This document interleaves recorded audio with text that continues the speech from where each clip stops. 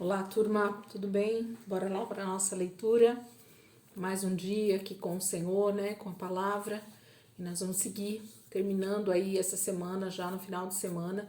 Hoje já é sábado, dia 20, né, de abril de 2024. Nós vamos seguir com o dia 6 dessa semana 17, que é o início do livro de 2 Samuel. A gente terminou 1 Samuel na quinta-feira. Ontem, na sexta, nós fizemos alguns salmos e hoje, sábado, então, a gente vai começar o livro de 2 Samuel. Nós estamos nesse período do início da monarquia de Israel, né, com Saul. Saul acabou de morrer na história. Davi foi por longo tempo perseguido pelo rei Saul e agora ele vai então experimentar esse início do seu reinado em Israel. Vamos lá? 2 Samuel, capítulo 1, 2, 3 e 4. É a nossa leitura de hoje. 2 Samuel, capítulo 1 diz assim: Depois da morte de Saul, Davi retornou de sua vitória sobre os amalequitas.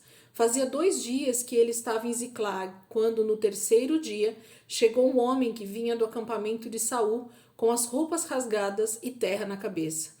Ao aproximar-se de Davi, prostrou-se com o rosto em terra em sinal de respeito.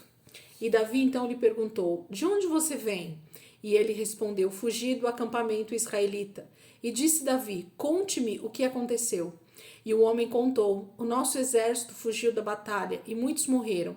Saul e Jonatas também estão mortos. Então Davi perguntou ao jovem que lhe trouxera as notícias: Como você sabe que Saul e Jonatas estão mortos? O jovem respondeu: Cheguei por acaso ao monte Gilboa, e lá estava Saul apoiado em sua lança. Os carros de guerra e os oficiais da cavalaria estavam a ponto de alcançá-lo. Quando ele se virou e me viu, chamou-me gritando, e eu disse: Aqui estou. E ele me perguntou: Quem é você? Sou a Malequita, respondi. Então ele me ordenou: Vem aqui e mate-me, estou na angústia da morte. Por isso aproximei-me dele e o matei, pois sabia que ele não sobreviveria ao ferimento. Peguei a coroa e o bracelete dele e trouxe-os a ti, meu senhor. Então Davi rasgou suas vestes e os homens que estavam com ele fizeram o mesmo e se lamentaram, chorando e jejuando até o fim da tarde, por Saul e por seu filho Jonatas, pelo exército do Senhor e pelo povo de Israel, porque muitos haviam sido mortos à espada. E Davi perguntou ao jovem que lhe trouxera as notícias: De onde você é? E ele respondeu: Sou filho de um estrangeiro, sou amalequita. E Davi lhe perguntou: Como você não temeu levantar a mão para matar o ungido do Senhor? Então Davi chamou um de seus soldados e lhe disse: Vem aqui e mate-o. O servo feriu e o homem morreu. E Davi tinha dito ao jovem: Você é responsável por sua própria morte. Sua boca testemunhou contra você quando disse: Matei o ungido do Senhor. E Davi cantou este lamento sobre Saul e seu filho Jonatas, e ordenou que se ensinasse aos homens de Judá. É o lamento do arco que foi registrado no livro de Jazar. O seu esplendor, ó Israel, está morto sobre os seus montes, como caíram os guerreiros. Não conte isso em Gate, não proclame nas ruas de Ascalon, para que não se alegrem as filhas dos filisteus, nem exultem as filhas dos incircuncisos. Ó colinas de Gilboa, nunca mais haja orvalho nem chuva sobre vocês, nem campos que produzam trigo para as ofertas, porque ali foi profanado o escudo dos guerreiros, o escudo de Saul, que nunca mais será polido com óleo. Do sangue dos mortos, da carne dos guerreiros, o arco de Jonatas nunca recuou, a espada de Saul sempre cumpriu a sua tarefa. Saul e Jonatas, muito amados, nem na vida nem na morte, foram separados. Eram mais ágeis que as águias, mais fortes que os leões. Chorem por Saul, ó filhas de Israel. Chorem aquele que as vestia de rubros ornamentos e que suas roupas enfeitava com adornos de ouro. Como caíram os guerreiros no meio da batalha. Jonatas está morto sobre os montes de Israel. Como estou triste por você, Jonatas, meu irmão. Como eu lhe queria bem. Sua amizade era para mim mais preciosa que o amor das mulheres. Caíram os guerreiros, as armas de guerra foram destruídas. Então, o capítulo 1 fala desse momento em que Davi fica sabendo da morte de Saul e de Jonatas através de uma amalequita, né? alguém que veio trazer a notícia para ele, sabendo que talvez estaria fazendo um benefício para Davi, trazendo a notícia de que o seu arco inimigo, né, aquele que buscava a sua morte, havia morrido. Então esse homem, esse amalequita, achou que ele estaria trazendo uma boa notícia para Davi, quando na verdade ele traz tristeza, lamento, e ainda é morto justamente porque conta que foi ele quem terminou de matar Saul. Capítulo 2. Passado algum tempo, Davi perguntou ao Senhor: devo ir para uma das cidades de Judá? E o Senhor respondeu que sim. E Davi perguntou: para qual delas? Para Hebrom, respondeu o Senhor. Então Davi foi para Hebrom com suas 2 mulheres, Ainoã de Jezreel e Abigail, viúva de Nabal, o carmelita. Davi também levou os homens que o acompanhavam, cada um com sua família, e estabeleceram-se em Hebrom e nos povoados vizinhos. Então os homens de Judá foram a Hebrom e ali ungiram Davi, rei da tribo de Judá. Informado de que os habitantes de Jabes de Gileade tinham sepultado Saul, Davi enviou-lhes mensageiros que lhe disseram: o Senhor os abençoe pelo seu ato de lealdade, dando sepultura a Saul, seu rei. Seja o Senhor leal e fiel para com vocês. Também eu firmarei minha amizade com vocês, por terem feito essa boa ação. Mas agora sejam fortes e corajosos, pois Saul, seu senhor, está morto, e já fui ungido rei pela tribo de Judá. Enquanto isso, Abner, filho de Ner, comandante do exército de Saul, levou Isbosete, filho de Saul, a Manaim, onde o proclamou rei sobre Gileade, Assuri, Jezreel, Efraim, Benjamim e sobre todo Israel.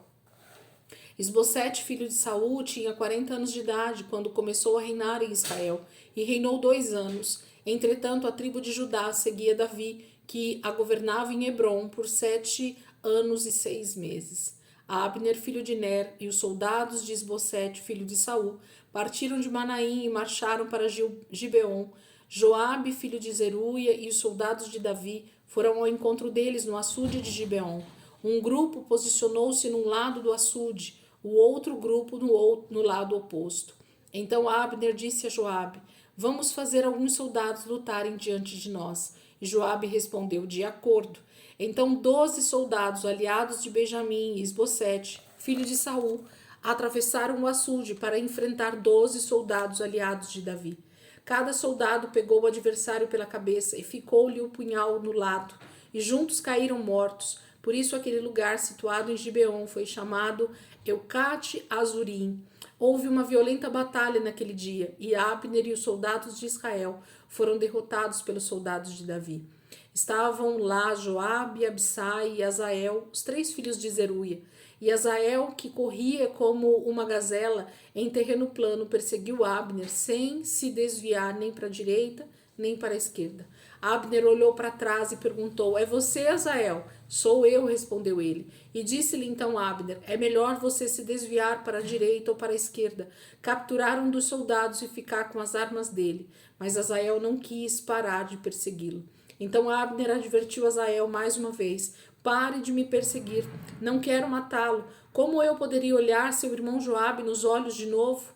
Como, porém, Azael não desistiu de persegui-lo, Abner cravou no estômago dele a ponta da lança, que saiu pelas costas, e ele caiu, morrendo ali mesmo.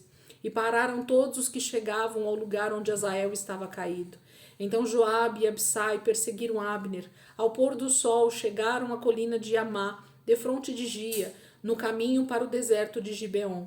Os soldados de Benjamim, seguindo Abner, reuniram-se, formando um só grupo, e ocuparam o alto da colina. Então Abner gritou para Joabe: o derramamento de sangue vai continuar? Não vê que isso vai trazer amargura? Quando é que você vai mandar o seu exército parar de perseguir os seus irmãos? E respondeu Joabe: juro pelo nome de Deus que, se você não tivesse falado, meu exército perseguiria os seus irmãos até de manhã. Então Joabe tocou a trombeta e o exército parou de perseguir Israel e de lutar. Abner e seus soldados marcharam pela Arabá durante toda a noite. Atravessaram o Jordão, marcharam durante a manhã inteira e chegaram a Manaim. Quando Joabe voltou da perseguição a Abner, reuniu todo o exército e viram que faltava 19 soldados além de Azael. Mas os soldados de Davi tinham matado 360 benjamitas que estavam com Abner. Levaram Azael e o sepultaram no túmulo de seu pai em Belém. Depois disso, Joabe e seus soldados marcharam durante toda a noite e chegaram a Hebrom ao amanhecer. Capítulo 2 fala de um início, né, de uma disputa pelo reino de Israel como um todo, né? O comandante de Saul chega ali, né, na casa, no reino de Saul, e o único filho de Saul que tinha restado era Isbosete, um homem de aproximadamente 40 anos, a palavra está dizendo, mas ele não havia sido preparado para ser rei de Israel. E esse comandante o levanta como rei sobre todo Israel, as cidades ali mais próximas, e eles então começam uma batalha agora contra Davi e os seus soldados também, que estão lá em Judá, e que também foi ungido rei sobre Judá, e que havia então essa promessa do Senhor sobre a vida de Davi. Agora havia uma disputa territorial pelo único descendente de Saul que sobreviveu e o seu comandante, que é Abner, né? E agora o comandante de Davi, que é Joabe, e os filhos de Zeruia. Então a gente vai começar a perceber essa grande disputa territorial, de governo, de trono, né? De quem vai ser rei, de quem vai ser o melhor comandante. E enquanto isso, quem está sofrendo com tudo isso é o próprio exército, que está morrendo pelas mãos dos seus próprios irmãos. Nós estamos vendo aqui mais uma vez uma guerra civil entre o próprio povo de Israel. As 12 tribos de Israel estão lutando entre si. E há então uma grande tristeza da parte de Deus por causa dessas batalhas entre o seu próprio povo, né? Entre o próprio Israel. Capítulo 3. A guerra entre as famílias de Saul e de Davi durou muito tempo. Davi tornava-se cada vez mais forte, enquanto a família de Saul se enfraquecia. Estes foram os filhos de Davi nascidos em Hebrom. O seu filho mais velho era Amnon, filho de Ainoã de Jezreel. O segundo, Quileabe, de Abigail, viúva de Nabal de Carmelo. O terceiro, Absalão, de Maacá, filha de Talmai, rei de Gessur. O quarto, Adonias, de Agite. O quinto, Cefatias, de Abital. E o sexto, Itreão, de sua mulher Eglá. Esses foram os filhos de Davi que lhe nasceram em Hebrom. Enquanto transcorria a guerra entre as famílias de Saul e de Davi, Abner foi ficando poderoso na família de Saul. Saul tivera uma concubina chamada Rispa, filha de Aia. Certa vez, Isbosete perguntou a Abner: "Por que você se deitou com a concubina de meu pai?" Abner ficou furioso com a pergunta de Isbosete e exclamou: "Por acaso eu sou um cão a serviço de Judá? Até agora tenho sido leal à família de Saul, seu pai, e aos parentes e amigos dele, e não deixei que você caísse nas mãos de Davi. Agora você me acusa de um delito envolvendo essa mulher? Que Deus me castigue com todo rigor se eu não fizer por Davi o que o Senhor lhe prometeu sob juramento, tirar o reino da família de Saul e estabelecer o trono de Davi sobre Israel e Judá, de Dan a Berseba." Isbosete não respondeu nada a Abner, pois tinha medo dele. Então Abner enviou mensageiros a Davi com esta proposta: "A quem pertence esta terra? Faze um acordo comigo e eu te ajudarei a conseguir o apoio de todo Israel." Então, está bem, disse Davi, farei um acordo com você, mas com uma condição: não compareça à minha presença quando vier me ver, sem trazer-me Mical, filha de Saul. E Davi enviou mensageiros a Isbosete, filho de Saul, exigindo: entregue-me minha mulher Mical, com quem me casei pelo preço de 100 prepúcios de filisteus. Diante disso, Isbosete mandou que a tirassem do seu marido Paltiel, filho de Laís. Mas Paltiel foi atrás dela e a seguiu chorando até Baurim. Então Abner ordenou que voltasse para casa e ele voltou. Nesse meio tempo, Abner enviou mensageiros às autoridades de Israel: "Já faz algum tempo que vocês querem Davi como rei. Agora é o momento de agir, porque o Senhor prometeu a Davi: por meio de Davi, meu servo, livrarei Israel do poder dos filisteus e de todos os seus inimigos."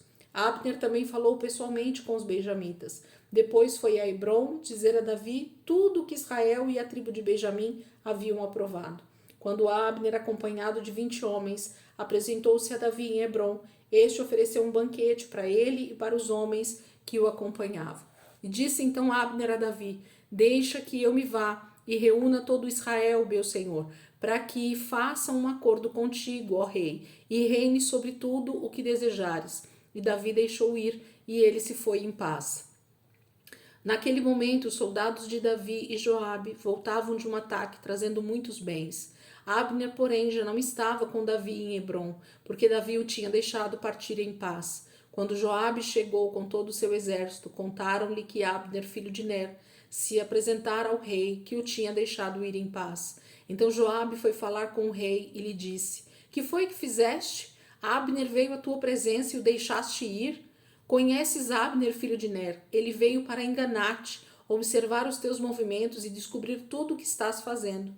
Saindo da presença de Davi, Joabe enviou mensageiros atrás de Abner, e eles o trouxeram de volta, desde a cisterna de Sirá. Mas Davi não ficou sabendo disso. Quando Abner retornou a Hebrom, Joabe o chamou à parte, na porta da cidade, sob o pretexto de falar-lhe em particular, e ali mesmo o feriu no estômago, e Abner morreu por ter derramado o sangue de Azael, irmão de Joabe. Mais tarde, quando Davi soube o que tinha acontecido, disse: Eu e o meu reino perante o Senhor somos para sempre inocentes do sangue de Abner, filho de Ner. Caia a responsabilidade pela morte dele sobre a cabeça de Joabe e de toda a sua família. Jamais falte entre os seus descendentes quem sofra fluxo ou lepra, quem use muletas, quem morra à espada ou quem passe fome. Assim Joabe e seu irmão Abissai mataram Abner, porque ele havia matado Azael, irmão deles, na batalha de Gibeon. Então Davi disse a Joabe e a todo o exército que o acompanhava: Rasguem suas vestes, vistam roupas de luto e vão chorando à frente de Abner.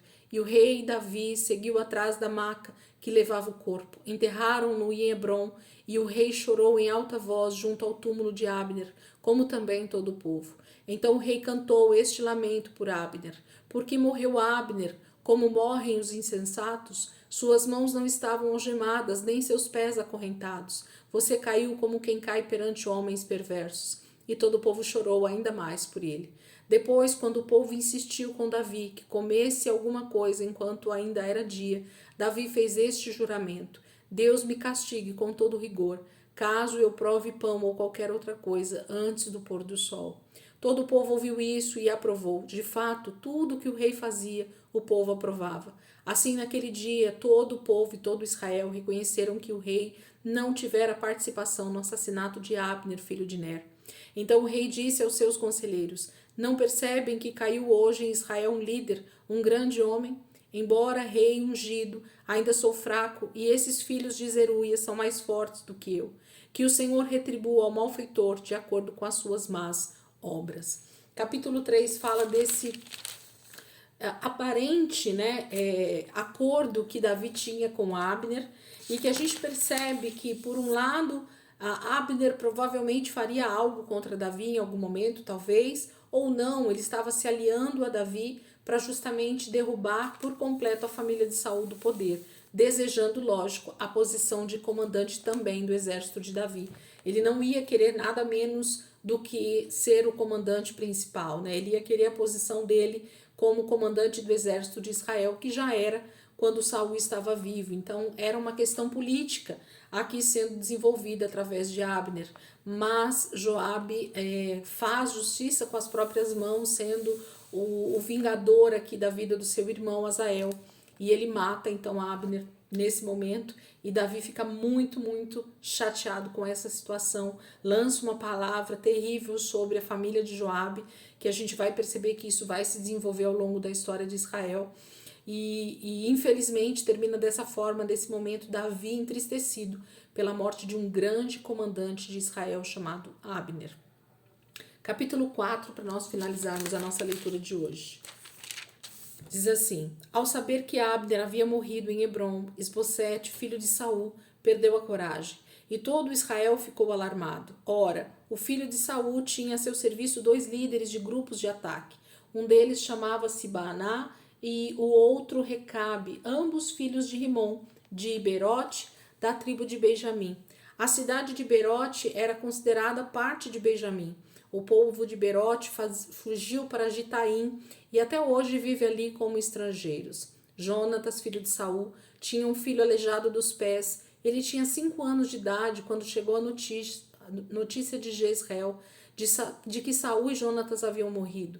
Sua ama o apanhou e fugiu, mas na pressa ela o deixou cair e ele ficou manco. Seu nome era Mefibosete. Aconteceu então que Recabe e Baaná, filhos de Rimom, de Beerote, foram à casa de Isbosete na hora mais quente do dia, na hora do seu descanso do meio-dia.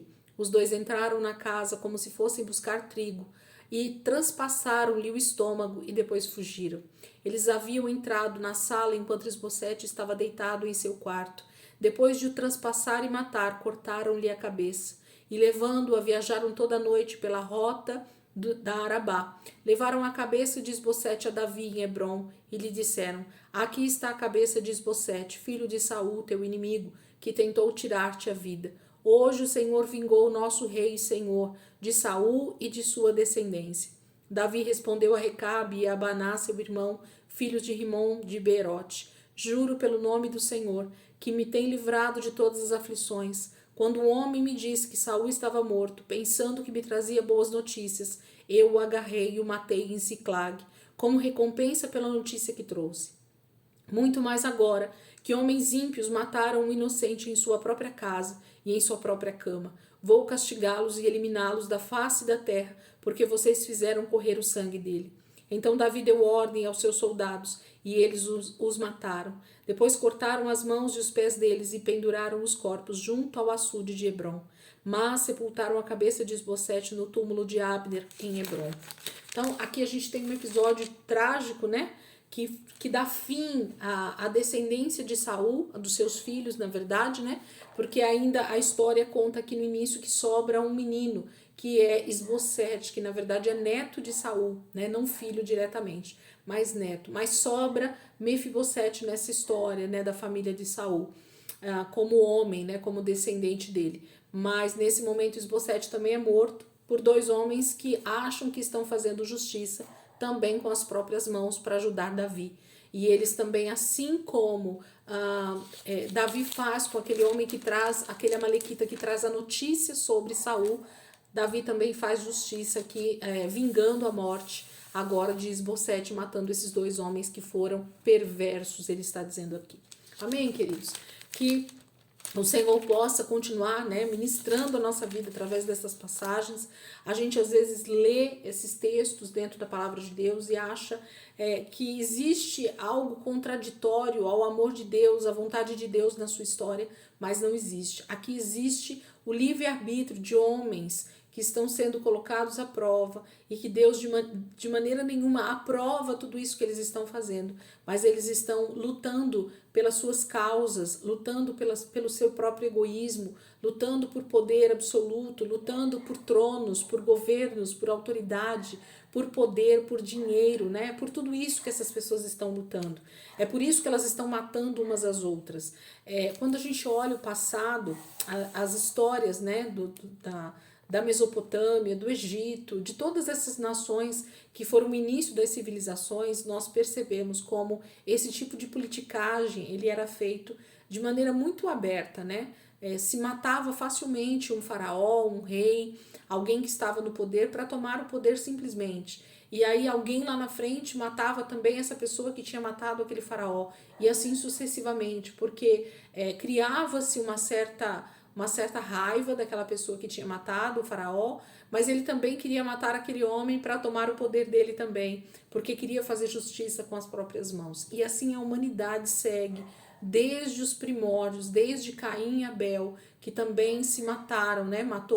Um irmão mata o outro, por simplesmente ser reprovado em suas atitudes, né? O homem desejando a glória para ele, o homem desejando ser aquele ser adorado, aquele ser prepotente aqui na terra, né? E a gente vai vendo essa destruição da humanidade ao longo desses anos e anos e anos que vão se passando. Aqui no reino de Davi não vai ser diferente. O início já está sendo extremamente trágico e cheio de muito sangue na mão desses homens, né? Então a gente vai ver o desenvolvimento disso. Tá bom? Deus abençoe, que o Senhor possa ministrar o teu coração nesses textos. Olhe com o olhar que a palavra demanda, né? Que é olhar onde está Cristo nisso, onde está a justiça de Deus nisso, onde está a graça de Deus em tudo isso, onde está a mão do Senhor em tudo isso. É dessa forma que a gente tem que olhar para a palavra e ir sendo ministrado por ela. Amém? Deus abençoe. Ótimo sábado, bom final de semana aí para vocês. Aproveitem, né, o dia para descansar, para estar em família e com certeza o Senhor vai continuar ministrando os nossos corações. Amém? Deus abençoe.